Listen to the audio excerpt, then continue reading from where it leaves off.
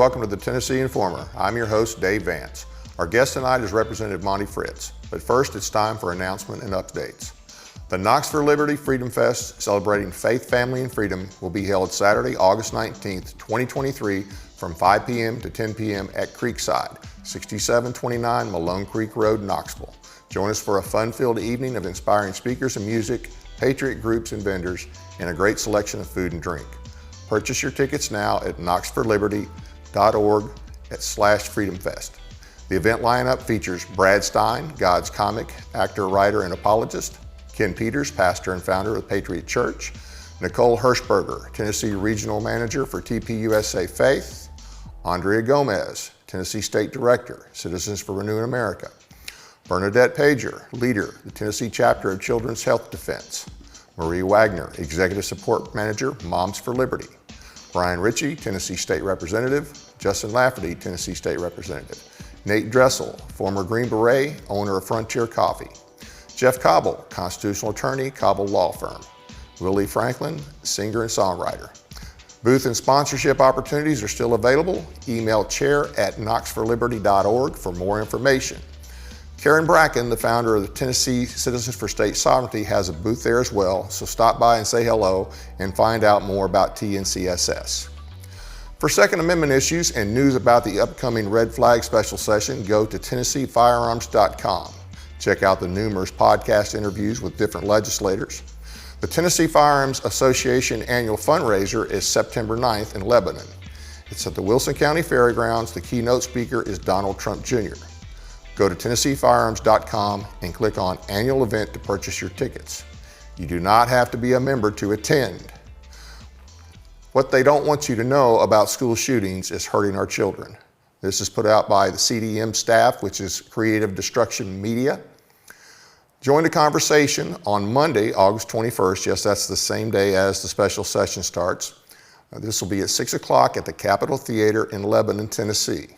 Expert panelists will discuss school shootings and cover-ups. A Q&A will immediately follow to address your questions. The event is moderated by Christine Dolan, CDM's senior editor, chief investigative journalist, and co-founder of American Conversations. Before politicians pass red flag laws and damaging mental health policies, you must be informed about what they knew and when they knew it and demand real solutions. This is a conversation in response to the governor's call for a special session, revealing shocking evidence that authorities don't want you to hear. This uncovered information could save your child's life. If the public really comprehended the depth of corruption, they would grasp safety is at risk in schools, on streets, and across the skies. That's from Christine Dolan from CDM. This is going to be at the Capitol Theater, 110 West Main Street, Lebanon, Tennessee, 37087.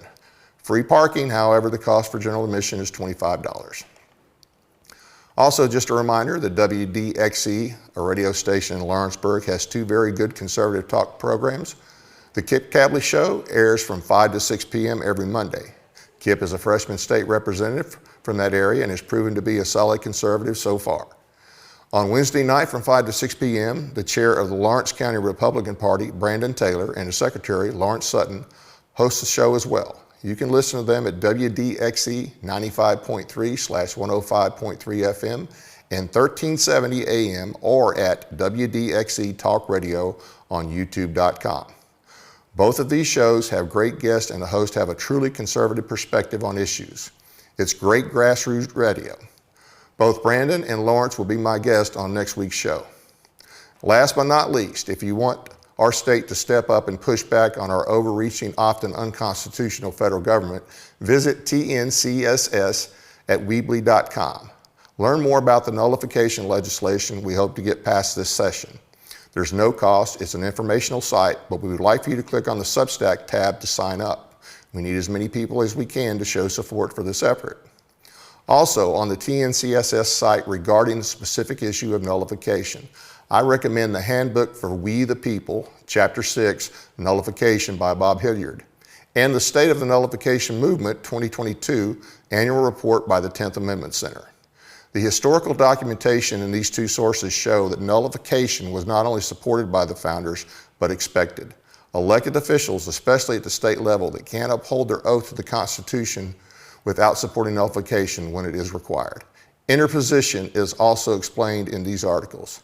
In fact, the American Revolution, well before it became a shooting war, started out with nullification and interposition. There are many other good links on this site as well covering constitutional issues.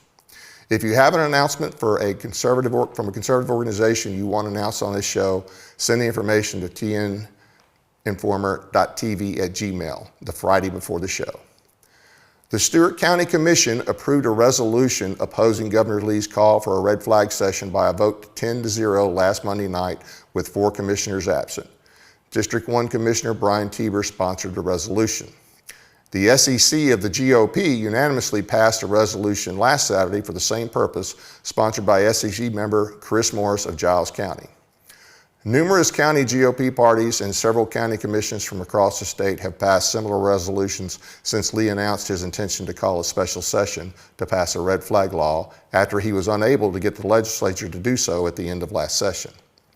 Also, the Tennessee Committee for the Bill of Rights declares their opposition against any and all legislation known as red flag legislation that involves the use of secret unnamed informers, ex parte procedures, and any legislation that violates the recent findings of the Bruin decision by the Supreme Court in regard to our Second Amendment rights. Likewise, any violation of our rights is recognized in Article 1, that's the Declaration of Rights, of the Tennessee Constitution, and further codified in Article 11, Section 16, that states, "The Declaration of Rights hereto prefixed is declared to be part of the Constitution of this state, and shall never be violated on any pretense whatever. And to guard against transgression of the high powers we have delegated, we declare that everything in the Bill of Rights contained is accepted out of the general powers of the government and shall forever remain inviolate." Additionally, we oppose the use of mental health as a blanket excuse to deny rights of citizens or to create a monopoly and additional bureaucracy in the name of public safety. That's from Chairman June Griffin for God and Country. Her email is jb21@juno.com, or you can reach her at 423-775-0774. Despite this and the insistence of many in the legislature that they will not pass any kind of red flag legislation, Governor Lee has now officially called for a special session in the name of enhancing public safety and protecting constitutional rights. The latter being something he has actively opposed in regards to the Second Amendment / Section 26 of the Tennessee Constitution. Apparently the Biden three, which would be Jones, Pearson, and Johnson, have more influence on the governor than the state SEC and Republican legislators, and those of us that respect the Constitution. And despite assurances from some in the GOP that no type of red flag law will be passed, we need to stay in contact with our state representatives and senators and remind them that the first votes for the 24 primary will be cast in the special session. I want to go over the proclamation a little bit. He issued it last week, the 8th of August. And I just want to hit the high points of some of the things that are in here. Now remember, this was called originally to deal with the situation at Covenant. And originally the governor flat out asked for a red flag bill. You know, he didn't want to use that terminology. That's what he was asking for. So here's some of the things that are in here. And there's 18 of them, by the way.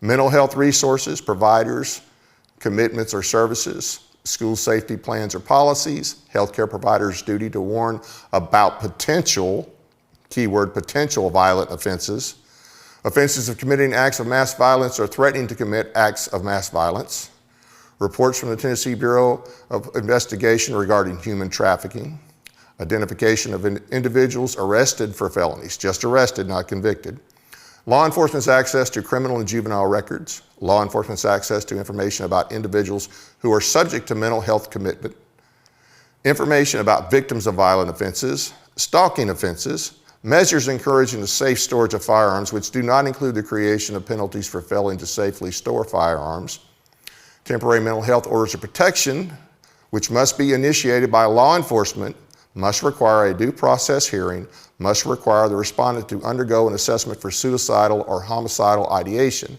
must require law enforcement to prove its case by clear and convincing evidence, must require that an order of protection be reevaluated at least every 180 days, and must not permit ex parte orders. Now, this right here, if any of these will become a red flag law, this is number 12 is it. And this is very similar to what he proposed at the end of session. We'll have to see what actual titles in our code are opened up. So just keep your eye on that one especially, but there's several here that are concerning.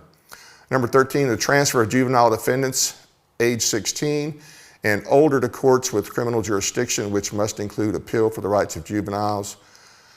Limited circumstances in which juvenile records may be expunged. Blended sentencing for juveniles, offenses related to inducing or coercing a minor to commit an offense. The structure of operations of state or local courts, and making appropriations sufficient to provide for any legislation that receives final passage.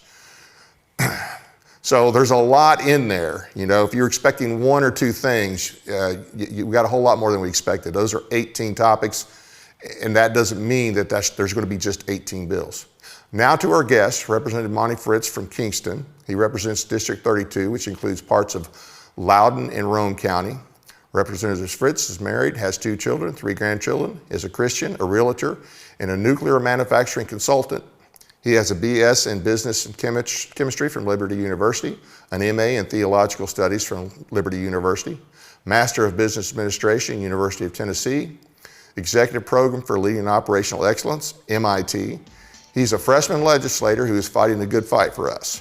Representative Fritts, thank you for joining us tonight. Thank you so much, Dave, for having me. I appreciate what y'all were doing, and been looking forward to speaking with you. Well, I've been looking forward to having you on. I heard you speak on one of Richard Archie's podcasts a few weeks ago, and I'm like, I want that guy on the show. So I'm glad to have you. I really appreciate it. First topic, upcoming special session that starts August 21st. Is it accurate to say that you will not support any type of red flag law, no matter how it's rebranded? Absolutely, because I don't think a red flag or ERPO can be a law because they're counter to the Constitution. We might, states around the country might pass things. They're not really laws. The whole definition of a red flag, and we want to water it down and call it emergency orders of protection that we've done in other parts of the country, are really just a slippery slope to gun confiscation. We can look back over history of time, and those oppressive regimes in other parts of the world have used things like mental illness and ideology, and sometimes even race, as detriments against whole people groups to disarm them and then abuse them. And I know that sounds extreme to maybe some of your listeners, but I really tell you, our founders knew the nature of men, and they knew the nature of leaders. And so that the very rigid nature of our U.S. Constitution and the Tennessee Constitution and the absolute principles in our Bill of Rights, boy, there's so much debate on that now. The folks really don't want to accept that the First through the 10th Amendment are absolute as written. Our founders understood the nature of man, and they understood that all men and women have the propensity to step on one another's rights. And that's why our only answer to keeping our constitutional republic safe and prosperous is to follow the Constitution. Absolutely, and we've gotten way, way too far from it. I think it was Madison that said that if men were angels, we wouldn't need laws. And, of course, there's also the old adage of, power corrupts, and absolute power corrupts absolutely. And I think we have some absolutely corrupt people. And I think a lot of people, we were talking a little bit earlier, there's a lot of people in Nashville who think it's their job to tell us how to do anything and everything, and basically micromanage us. So that's definitely a problem. What are your thoughts on the sheer number of topics the governor included in this special session?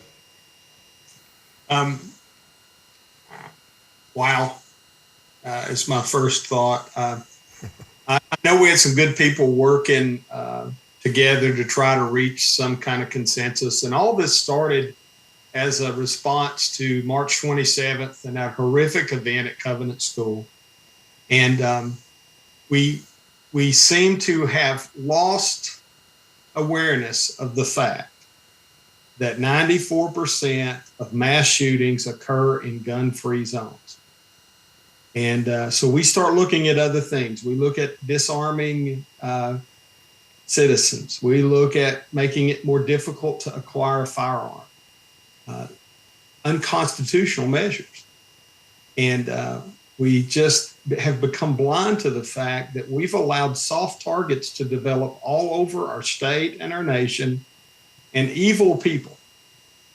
I would make the assertion that someone that goes into a school to murder children and staff is far beyond the realm of mentally ill, that they're demonic. And the only thing that we can do, I think, is create a deterrent to evil acting against our children in our schools. Yeah. I think we're too quick to throw out the mental, and I'm not saying there's not people out there with mental health issues, or that the murderer didn't have mental health issues, but there is a problem in this country, a moral health problem, every bit as big, if not bigger, than mental health, in my opinion. Yes, sir. I agree with you, Dave, and I will say this: one of a resolution, not a bill, that I plan to carry in this special session. I'm opposed to us doing the special session. I think that we are not on the grounds of something that is an emergency or so urgent that we need to hold a session now in between, a session that's concluded and one that will start in January. But certainly the governor has the constitutional authority to do that, and we'll show up and we'll try to work through what we can in this expedited fashion. But we did some good things in the spring. The Republican caucus, we in the governor's office, we put $140 million towards school resource officers. So now that Tennesseans' dollars coming from Nashville rather than Tennessean dollars coming from their counties are paying for the SROs. Right. 1,850 something SRO positions across the state. As of a couple months ago, about 1,200 of those were filled. That legislation is going to be a tremendous help. Psalm 127 tells us that if you try to build a wall and the Lord's not in it, you build in vain. And if the watchman try to stay awake, he waketh in vain if the Lord's not in it. So one of the first things I want to do is call us into a season of prayer and fasting. I don't know that I'm going to be able to get that to fit in the call. I'm trying to. I will try to. Some good people, I'm sure, will help me. But we have this elitist mentality that someone in a central government can solve all the problems for we little people out in the villages is absurd. And not only do we need to get back to our Constitution, we need to get back to that thinking that our founders had in mind when they faced an obstacle they knew they could not counter, that they would call on God and prostrate themselves before Him, asking for mercy. And I think we have to do that collectively. And I know some of your viewers may not appreciate that. I'm sure lots of my colleagues may not agree with that. But I'm absolutely convinced that this battle against evil that we have in our nation, the evil of human trafficking, the evil of violence in the home and in the schools and on the streets, with Tennesseans killing other Tennesseans and people who aren't even Americans killing Tennesseans in this nation. And there's a whole crisis point to talk about there. But our only real solution is to stand before an almighty God, thank Him for the blessings He's given us, ask Him for forgiveness for the sinful nature and the perversion we've allowed to occupy our society, the corruption at every level. From the White House to the outhouse, America has become a corrupt place. And so we need to implore God Almighty's mercy. And that's the first resolution I hope to be able to get through and get passed. Well, we should all trust God more than we do Bill Lee and the legislature. And even though there's a few good legislatures in there, we should still all trust God more than we trust either one of those. One other thing, you mentioned that there were some people working on this, but were you guys kept abreast of what was going on? Because you're surprised at the number. So I'm thinking that there wasn't necessarily a lot of information flowing out from the people that have been working behind the scenes with the governor on this. And now you guys are going to have to make a decision on just 18 topics, which could end up being a lot more bills. And I'm assuming still in a week's time. Have you heard anything about it? Are they wanting to go beyond a week? Are they going to expect you guys to do all this in a week, and you're just now getting a look at some of it? I'll take a shot at just how I think about how long we should go first. If we're going to do this, we shouldn't expedite this process and streamline the process so that we just punch these things through. There's some really significant items of call that you read through. When we start to discuss how we treat minors or youth, and do we start to all 16-year-olds, do they become adults now? Do we have blended sentences? Those things concern me. A forced collection of DNA samples for all felony arrests. Just arrests, not convictions. Yeah, that's a big deal thing. And so your civil liberties antenna should be quivering when you start to hear those things. And especially if we're going to try to deal with them in a few days. And I have complete confidence some of the folks I know that were working with the governor are absolute constitutional lovers of America and lovers of Tennessee. How this ended up being 18, I don't know. I don't know what happened there. It's a government project. I was not in favor of doing a special session. I think, and I communicated this really candidly with the governor. I met with him a few weeks ago, and I told him that I thought we were going to have nut jobs from California to New York City that are going to descend on Nashville, Tennessee. Yeah. And they're going to be people that think like that the Biden three, as you mentioned, that to them the end justifies any means. They'll do anything to accomplish their goal. Nothing is beneath or above them. And I know that sounds hard, but I mean, I saw true. And they will do that, I think. And I think that we're going to put lots of people unnecessarily at risk. And so in having that conversation, the who says I told you so in September is kind of a disturbing thought. I hope I'm wrong. I hope that it's all peaceful. I hope it's deliberative. And to your question about how long it should last, I'm going in with the commitment that if we need to be there for 6 or 8 weeks, let's not mess these important topics up.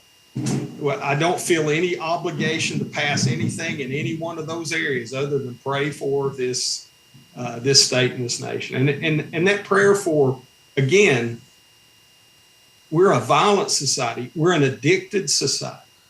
We have human trafficking. I just spent a couple days on the southern border back a few weeks back in July, and it exceeded any level of shock I could expect.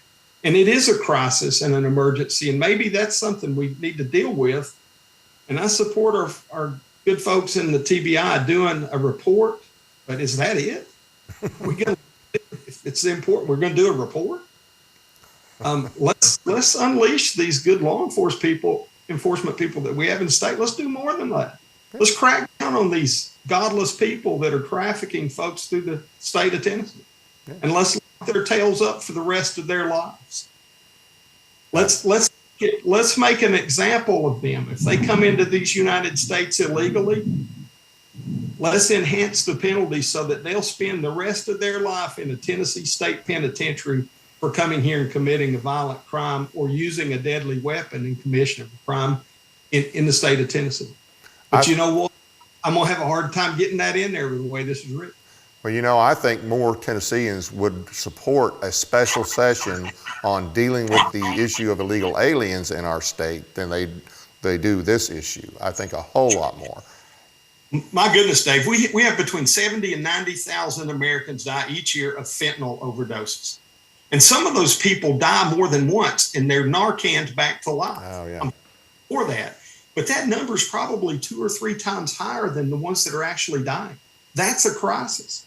When you talk to the former or retired Border Patrol chiefs down in McAllen, Texas, and they tell you that human trafficking has exceeded the drug traffic, because they can sell the drug once and they can sell that little boy or little girl or that man or woman multiple times a day. We need to be hitting that. We should not accept that in the state of Tennessee. And we can't force this idiot in the White House perhaps to close the border. Right. I think there are some things that we could do here. And it's disappointing that we're willing to discuss Tennesseans' rights, but not willing to discuss those people who are criminally in these United States and how we're going to crack down on them. Absolutely. Knowing what you said a minute ago about the Biden administration, we know as long as he's there, the gates are open. So Tennessee, in every state really, has to be proactive to do everything they can. We're here in Tennessee, that's where I care about.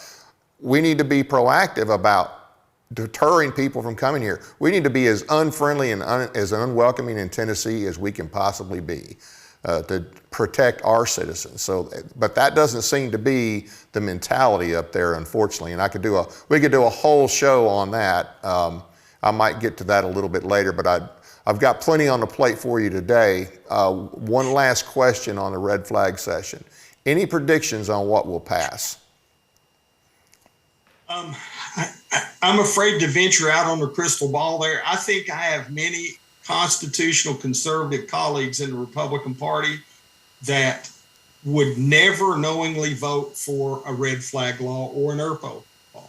I really do. I think that the great probably majority of the Republicans feel that way. But what portion of these 17 items becomes that next step toward the slippery slope of equating mental illness to an abdication of rights? Right. Because it should not be the case. I will be the first to tell you that the person that went in Covenant shooting should have been in a rubber room. Right. School for the shooting should have been in a rubber room. But if 29% of our state is somewhere on the scale of mental illness, from depression to anxiety to post-traumatic stress disorders or bipolar disorders, we can't just suggest that those people have no rights as Americans, as Tennesseans, because they're ill. Right.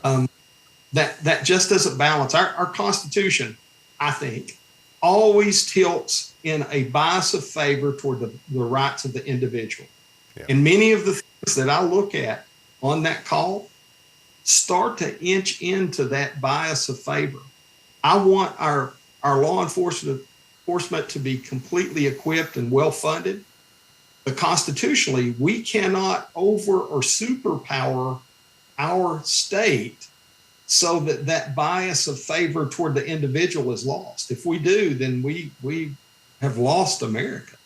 And so there's a lot of what's on here. To answer your question, there's a lot on here that concerns me. And I'm confident in many of my colleagues that they'll stand up for your rights, my rights, our grandkids' rights.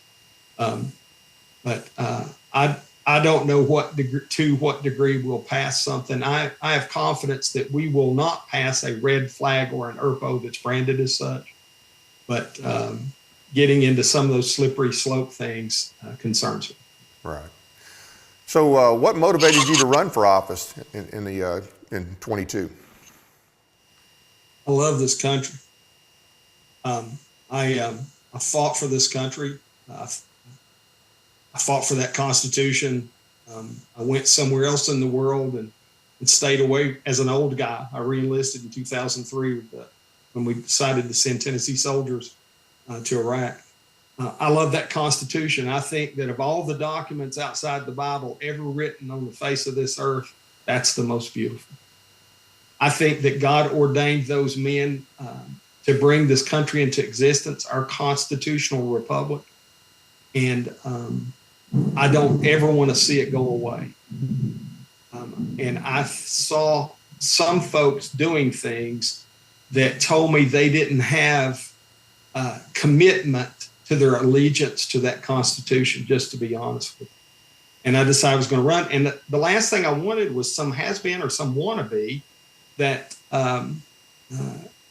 just to be a politician, just to be honest. I know that sounds hard, but this this is not something I wanted to do. It's not something I ever thought about or had an aspiration to do, to run for office.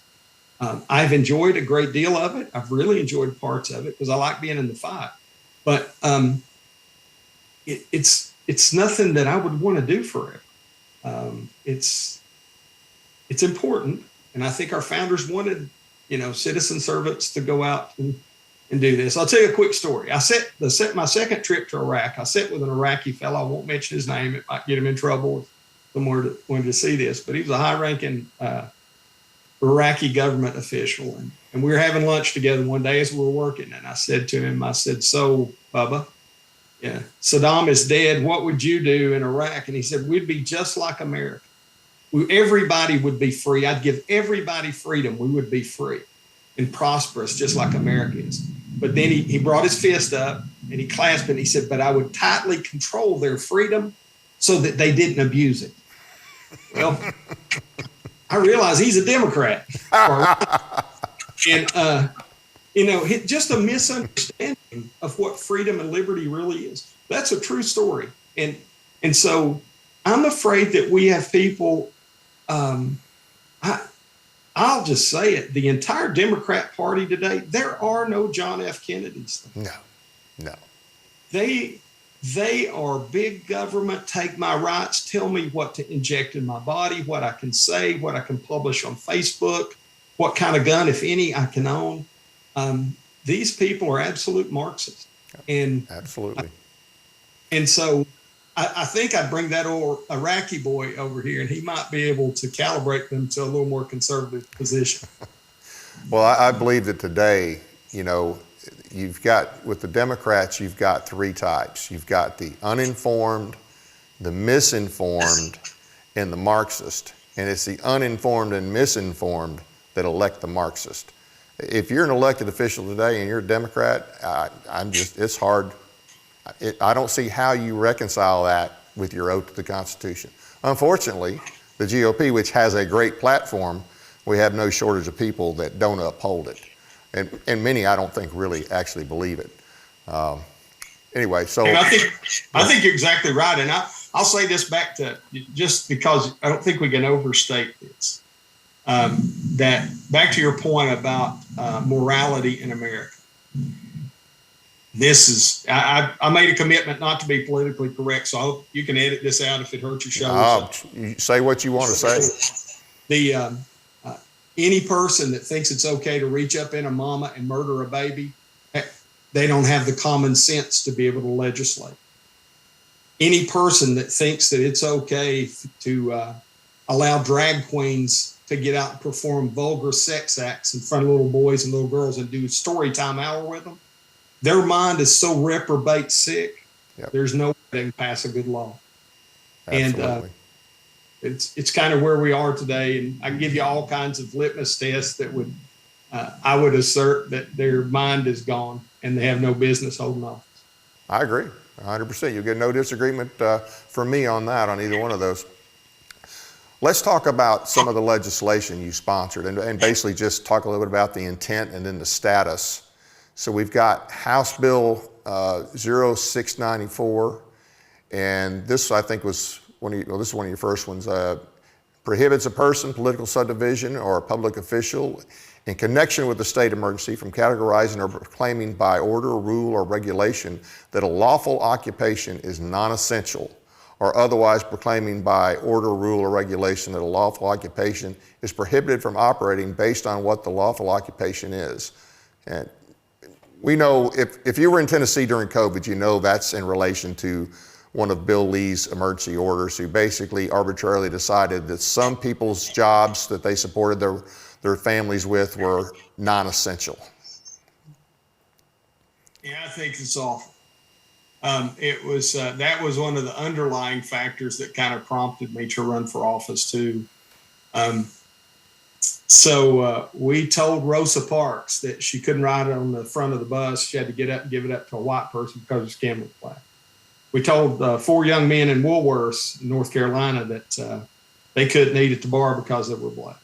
And I think that what we did with this essentialism thing is equally morally wrong. Now, fortunately, most of the county governors or county mayors or county executives didn't comply with that. Some did. And the way the executive order was written, it gave them the kind of the choice as to whether to enforce it. But I will tell you this. I sat and talked to barbers who said, Monty, I was afraid I was going to lose my house. I've never been more afraid that I was going to lose everything. And beauticians, restaurant owners, barkeepers, they are in our economy no less valuable by their choice of profession than an engineer, a police officer, a doctor, a realtor, or certainly a politician. And I just couldn't believe we did that. So it was one of the things I promised to carry. I've had some conversations with the governor's office about it. Those last sentence there, or last couple sentences, probably gets most attention, that if a person is harmed by a violation of this, that they can bring suit. I wanted to put some teeth in it. That's greatly troublesome for people. And so we'll see. I hope I can get that passed. It's easy. It's a no-brainer for me. There's another way. If we have a gas leak or something and we need to control 2 or 3 blocks in a city or in some rural area, certainly we can do that. But we don't have to say to that person, you're non-essential. You're less important than these other folks. Yeah. That's what they did. And I think that was federal government language that come down that we just kind of, hook, line, and sinker took it. Yeah, well, the governor took it, and they just went with it.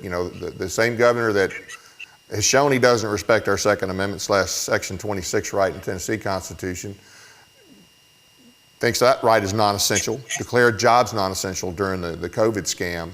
And if you remember, I opened up the show, and one of the statements had to do with what's in Article 1 in terms of the Declaration of Rights, and then Article 11. You can't violate those things. I mean, that's what it says in our Constitution, under any pretense whatever. And he did. And really, if you read the emergency law, it was not written for something like this. But the law, I don't know how it ever passed legal. Legal apparently didn't read it in conjunction with our Constitution when they passed these emergency powers to begin with. Yeah, I think, people faced lots of things that they didn't expect with this whole COVID scam. And we have learned that people were very, very good at pulling the wool over lots of people's eyes. And, it's easy to say, armchair quarterback, and say, well, we should have done this. Even if you extend some grace on it, I think that the rational person has to look back and say, yeah, that was a huge mistake. We have to make sure that no one ever tries to do that again. Absolutely. I can guarantee you there are members of the Democrat Party, they would call you and I non-essential just for our political and ideological. I'm sure we're at the top of the list. Well, everybody that thinks like us, we're at the top of the list. So that one was taken off notice. You plan on bringing it back next year, and with some teeth. And I'm glad to see that, because Tennessee has some good laws. In some cases, though, they don't have teeth. And this is one that has to have teeth in it if it's going to be worth the effort to get it passed. Yeah, and I took it off notice to try to work with folks, particularly the governor's office, because they come out in pretty strong opposition against this. And so we've still got some more meetings to have about this. And I'm all for talking about things that we disagree about, right? Right. They to do that. But yeah, I fully intend to run it. Good. Next one is House Bill 0727. That was local education agencies. And if you've got them up there, I'll just let you talk about what your goal was with that bill. And this one actually passed. But if you maybe can put a little meat on the bones for us, why you felt it was necessary. Yeah, so this was something that Representative Reagan and I had started. It got my interest in it because he handed me some paperwork from a couple school systems that basically said in the fine print, you need to give us permission for your child to do these extracurricular activities. And so you need to sign this and send it back in. If you don't send it back in, we're going to assume we have your permission. Well, I thought, well, that's bad. And so we started down this intent, opt-in for intent for clubs and all those kinds of things. And so I had actually ran another bill. Bud Halsey, who's a great American, great Tennessean, had this one. And it was really close to mine, and some of his language was better. So he gave me the bill. He really ought to get the credit for the good things. I'll take the credit for what we messed up about 727. We ought to give Bud Halsey the credit for this, because many of the words were his. And it basically requires the parent to opt in with an informed written, and that can be electronically written, but an informed written consent that their child can be in clubs. Surveys, analyses, and evaluations are certainly not your chemistry test or your spelling test. These are data collection mechanisms that many school systems use, and I don't think that we should be asking children how many beers their parents drink and all those kinds of things unless the parents know their child's going to be asked that. I don't drink beer. I mean, it's just that. It also puts a prohibition on the discussion of LGBT and transgender issues without parental consent. Good. My base on this piece of legislation was God gave those children to the parents, not the state of Tennessee. Let's act like it. Let's require the parents to opt in on things. I pray faced as much opposition and as much hate mail on that as anything else. The marriage we may talk about in a minute, but there was a lot of people in a lot of places, a lot of connected places that were just absolutely opposed to the parents having complete opt-in. And we made a few little exceptions in it, for like blood pressure and dental checks and things like that for the health checks. But there was a lot of opposition to that bill. There is an embedded, the state owns the children mentality. And we saw that over COVID. We saw a commissioner of health that was flaunting the whole mature minor doctrine. Right. Fortunately, some good people got that changed this year.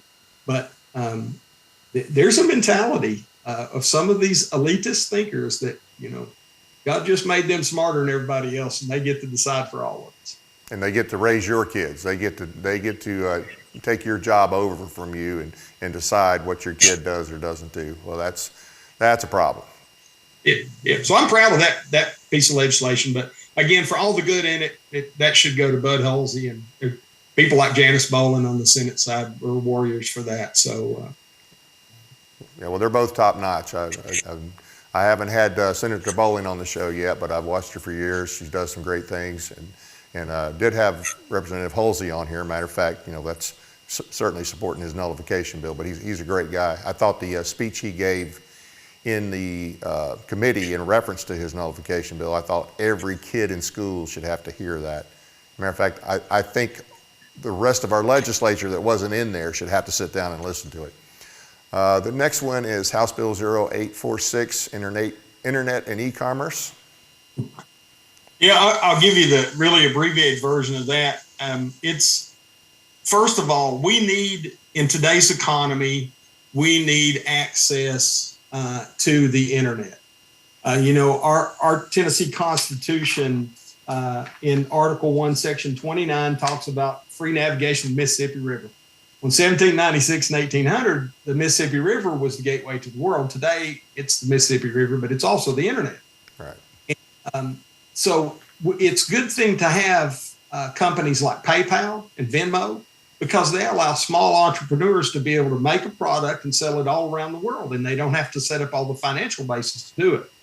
In this case, what led me to run this legislation, I had a local person in Harriman, Your American Flag Store, and he makes wooden flags, 2-dimensional and 3-dimensional flags. And he got into his view of it is he got into some politically controversial topics, like he's a Trump supporter and he's a Christian. And so they started freezing his funds. And at one point in time, PayPal had held $110,000 of this person's money. So he was still filling the orders and sending the flags out. And the people like you or I that buy the flag were sending the money to PayPal, and PayPal was just holding. So it got some attention. We had some folks come down from K Street in Maryland and big lobby people, and we got it through the first committee. And so I agreed to sit down with them and make sure that I'd heard all their concerns. We've done that. And I'll take some advice from them on it. But the bottom line is that we can't allow monopolistic behaviors in this state. And it is a monopolistic behavior to assume that you can shut down a small business just because you don't agree with the views. Now, there's some dissent on what views are agreed with and not, and what drove it and why, to be fair. But it's important to protect that. So what I want to accomplish there is just, you have to make notification. If there's not a warrant or something that law enforcement has required dutifully with a warrant to hold funds, then if you're going to hold funds, you got to give a notice, which would give that flag company owner an opportunity to find another online payment processor. And so you can't make this stuff up, that a maker of American flags, Old Glory, had $110,000 held. So how did he get it released? Did he have to get a court order to get it released? Well, he had actually gotten to know some high-profile folks like Harmeet Dillon, I think, and he got help with getting most of it back. I don't think James has gotten all of his money back to date.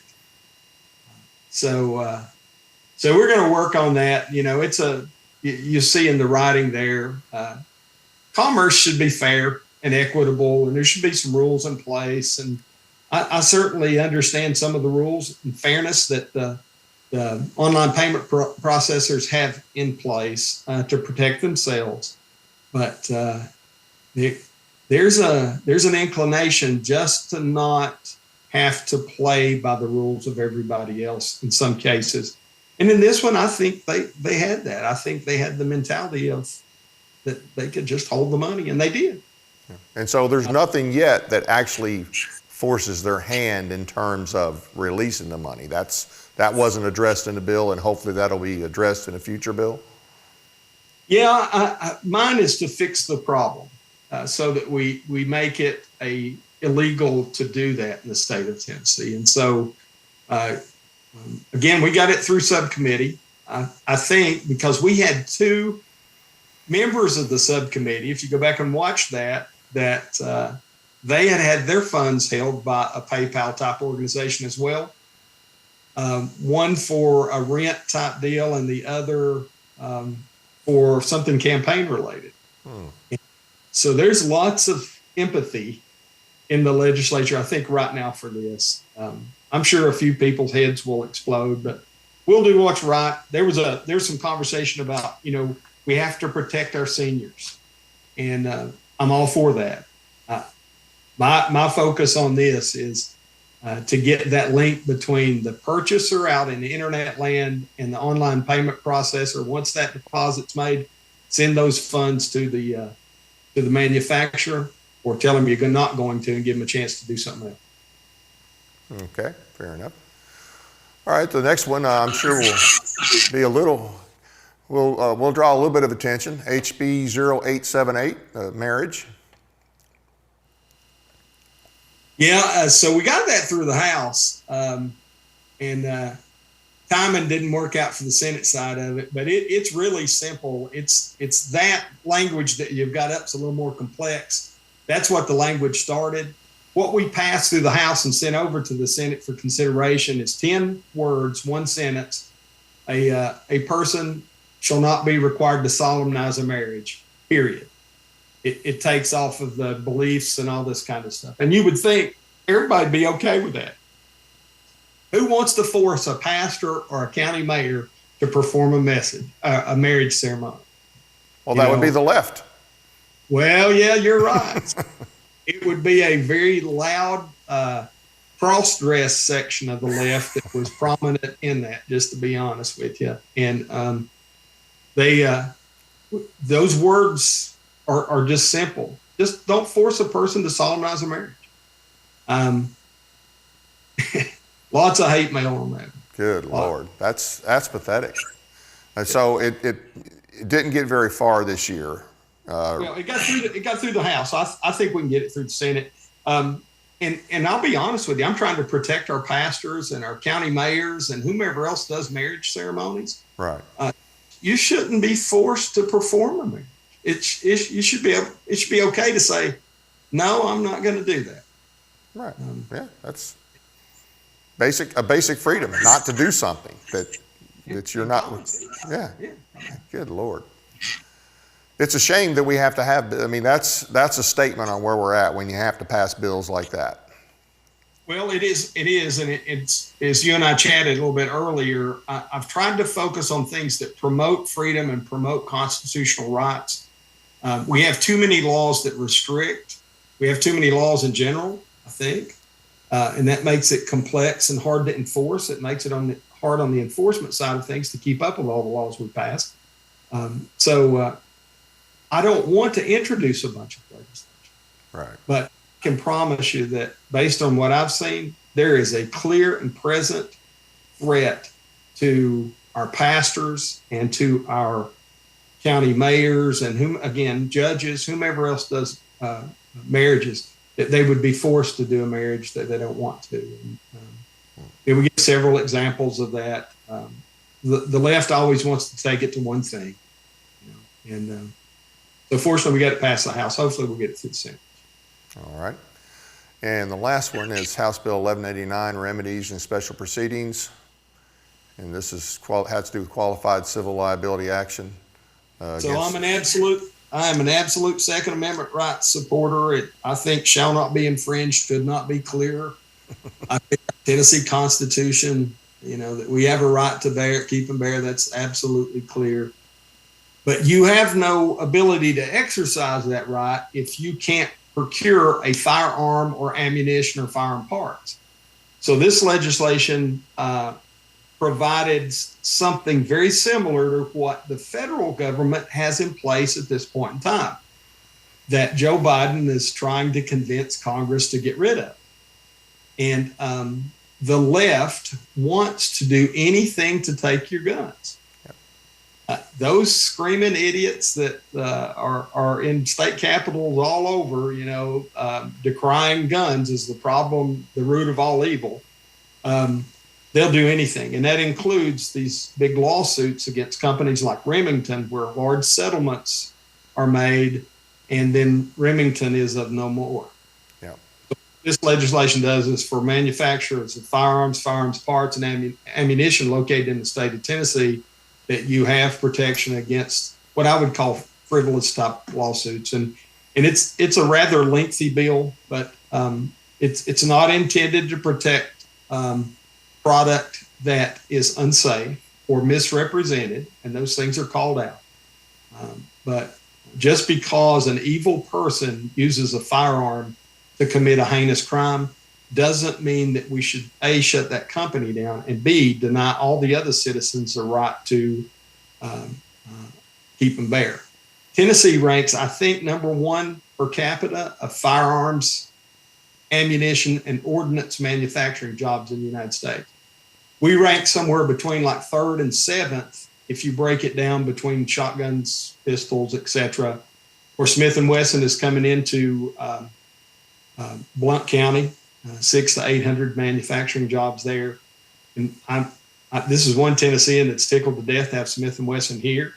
I'd like to have all these firearm companies moving in, but that's a large part of our state workforce. As I remember, Dave, that's about 8,000 jobs across the state of Tennessee, just in the manufacturing. 8,000 essential jobs, essential for our freedoms. 8,000 essential jobs. That's right. Yep.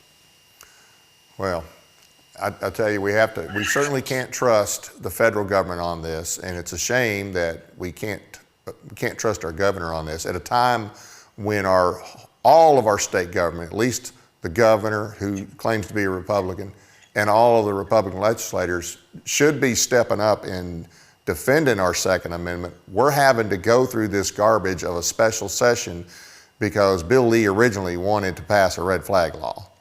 And now it looks like he's just he's still trying to get something out of the deal.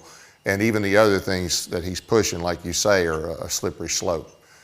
Let me offer this to further infuriate some of the people I've already tickled that may watch this. Okay, sure. None of the bills that I worked on did I get them from a lobbyist. As a matter of fact, I haven't taken PAC money. And now I support lots of organizations that do have PACs. I'm now a lifetime member of the TFA. I've been a lifetime member of the NRA for a long time. I'm a right to life person, and I support them using dollars to influence the direction of legislation.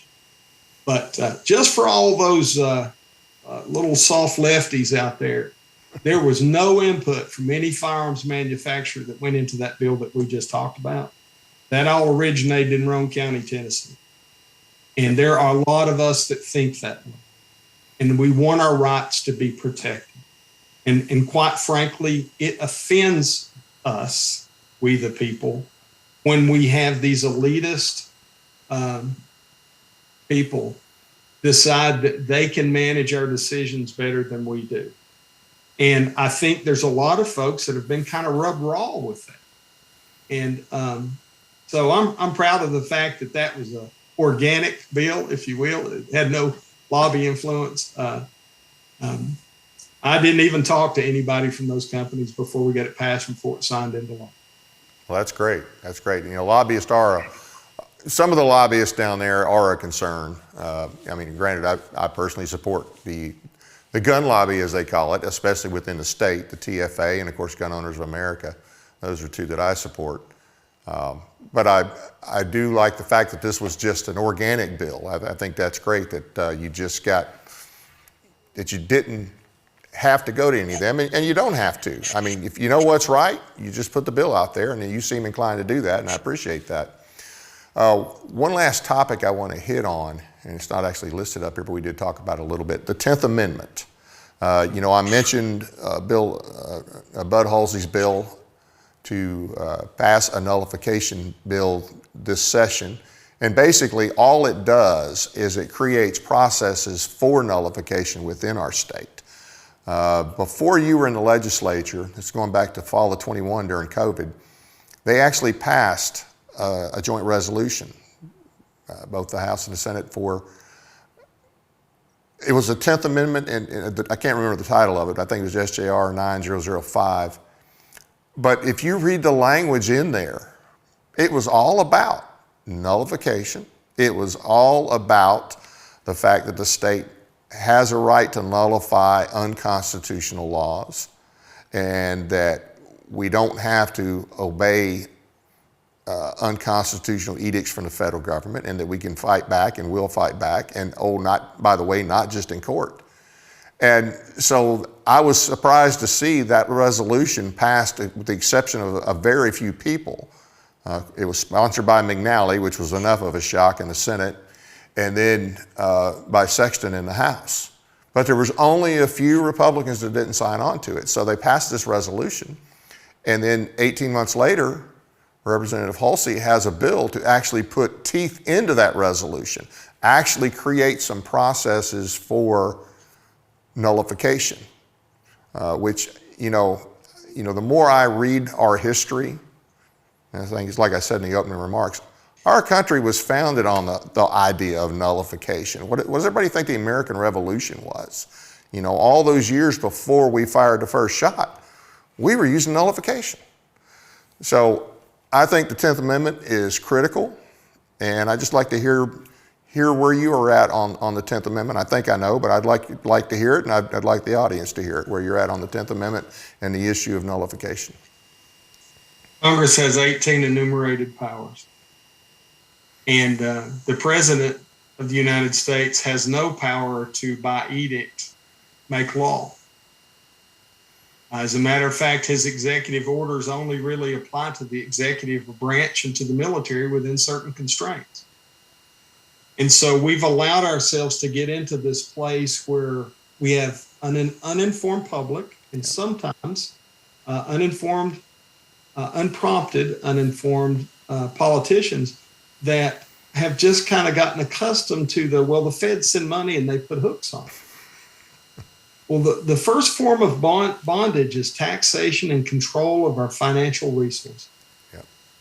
And they're using that very effectively today. You don't know how many times I hear from people, the average Joe to out in Nashville, say, well, it's the federal money. We have to have it. We have to do what they say. And so I think there's an education element to that. Part of it is people like me, your show, helping people to learn that that is not constitutional, and that 10th Amendment was put in place specifically to limit a federal government and to have 13 at that time free and independent states. We became the 16th of that. And our founders in 1796, when Tennessee became a state, fully embraced the idea that Tennessee was a free and independent state.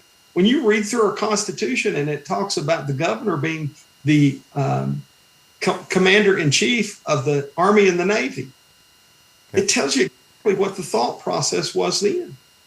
And that he was in command of those people unless they were called into federal service. So what does that mean?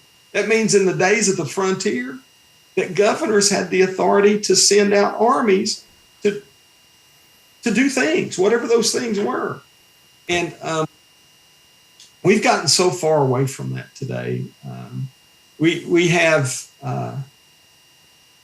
just bowed to that federal dollar. I had the privilege to say these words to a few people, and I want to continue to say them. There's going to come a time that we decide whether we're going to be free men and women of the state of Tennessee, or we're going to be subject to the whim of some overreach of the federal government. Yeah.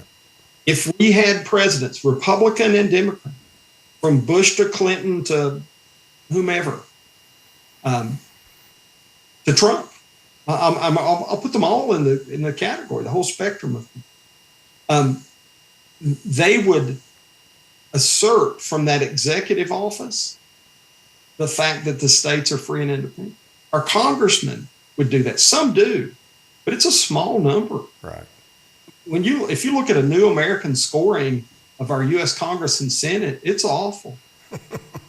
60 and 70% compliance with, they'll run 10 or 15 different variables that were constitutionally related, and they'll score in the 50s and 60s. Yep. And these people themselves are Republicans and conservatives. And they'll get high scores from other supposedly conservative organizations. Yeah, I'm sure they will. And so, I think that we're going to have to learn to use the most powerful word in the English language. No. Absolutely. And that's going to require some backbone in the governor's office. It's going to require a lot of backbone in the legislators, because there's a cost to that no. There's an impact to that no. There's going to be a cost to dollars not coming down perhaps immediately. And the public outcry is going to stand with a hand out, and that's going to be a tough moment. Yeah. Well, but I will offer, Dave, that it's a much tougher moment that our kids and our grandkids will have the boot of a tyrant upon their neck if we do not assert our rights under the 10th Amendment of the U.S. Constitution beginning now. Yep. Well, the cost is bigger to say yes. We've been saying yes, and look where we're at. Right now, and I told you this other day, I feel like all the states and Tennessee, for instance, we are tethered to the Titanic and waiting for it to sink. We need to cut that rope. And I'm not talking about secession. I'm talking about following the Constitution, standing up for the 10th when we need to. But the federal government is totally irresponsible. We're going to have an economic crash. It's just a matter of time. So we cannot continue to stay reliant on them for all the things we're relying on them for. We need to go ahead and start cutting that dependence now on them economically, in my opinion.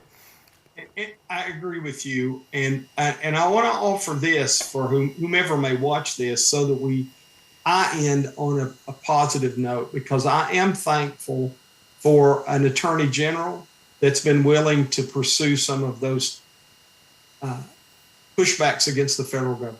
Yeah. Scarmetti pushed back on this whole SBR and, the bump stocks, some of the ridiculous things the ATF does.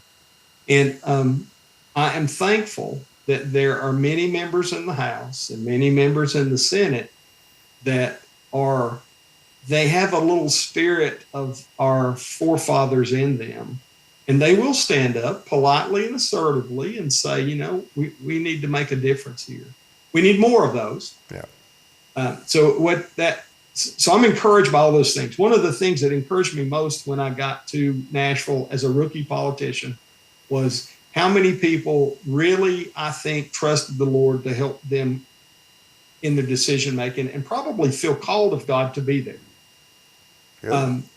And it also, I was encouraged, and those are all Republicans. I can't think of a Democrat that fits in there. And I'm not trying to make this partisan, but it is. Yeah.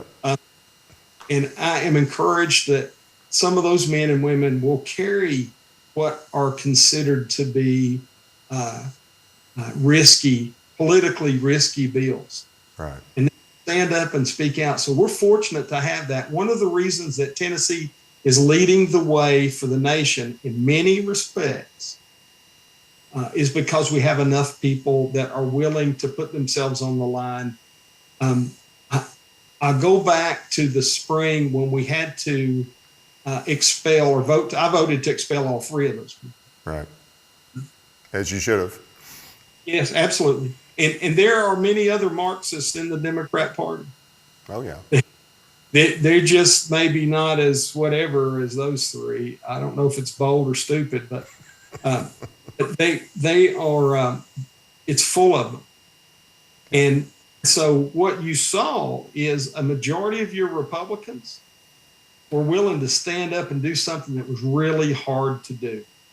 Because many of those men and women that voted, and I think all of the Republican women voted to expel, we should really be giving those ladies a hand. Because that was not the politically expedient thing to do, but it was the right thing. Absolutely. So with all the frustrations and stuff that we have and all the things that we need to get better, I do think there's a good foundation in many of those people to do the right thing. And if presented with the facts in the right manner, I think we've seen that they'll make a hard decision. We saw other parts of the United States follow suit of this state in ejecting people or dealing harshly with that type behavior, which is indicative of two things. One is we are leading, as we should be. And secondly, that this Marxist movement is not just the Biden three. No, it's deeper than that. It's well funded. It's in every state. They would love to see Tennessee capitulate. One of the things I offered in discussions with the governor is we should not capitulate to the Marxists and hold this special session. I don't understand how he didn't see that. I mean, this is the buckle of the Bible Belt. How does he not see what they're trying to do? And he's a Christian. Yeah, I don't know. And I think he doesn't think that we're going to have some of the violence that I think we're going to have. I hope I'm wrong again. But this is going to be something that ultimately just strengthens their fundraising, and it's going to, all the liberal jobs are going to applaud this. They'll probably, get some media attention and so forth from it. Yeah. But again, on the positive note, lots of good men and women in the Republican Party have stood up for some really hard things. Give you one other quick example if I can. I know you're over time. That's fine. This is important. Susan Lynn. Susan Lynn ran a bill to make it a Class C felony if we knowingly introduced pornographic material into our school books. And it goes all the way up to the the book manufacturer, whomever that would be. I saw her just absolutely castigated by the left. Name calling, ugly, hissing, booing, just unprofessional Marxist behavior. That's all it was. She stood the test, and we passed that. And so it's while I am not happy that we have to do this special session, and as I've said, and I'll reassert, I think we've messed up these 17 calls. I do. I'll just say it. But looking back, I do draw some confidence that there are people that are willing to stand against that wild, crazy mob. And the abortionist, the anti-gun, the drag queens, they're all the same group. Yep, absolutely. They hate America. Absolutely. Well, I hope we get more fighters in there. And maybe we have a few more than I think that we do. I guess we'll see here in the session. I think that'll be one of the tests. And then, of course, we'll have another test coming up in January of 24. We'll see what we get through. Hey, I really appreciate you being on the show tonight. Enjoyed having you. I'd love to have you back sometime. Yes, sir. I appreciate your time. Thank you. And I apologize we went over. No, that's fine. I'm glad to hear everything you had to say, and I'm glad for the public to hear it. I want to thank everyone for watching tonight. If you enjoyed the show, hit the like button and subscribe. Join us next week when our guest will be Brandon Taylor. He's the chair of the Lawrence County GOP and his secretary and co-host of their weekly conservative talk radio show on WDXE Radio in Lawrenceburg. We'll start at 6 p.m. for that show only next week. And then we'll go back to our regular time after that. We'll give an update on the special session, which will be in progress by then, and have a discussion about other issues within our party and state. See you next week. Good night, and thanks again for watching.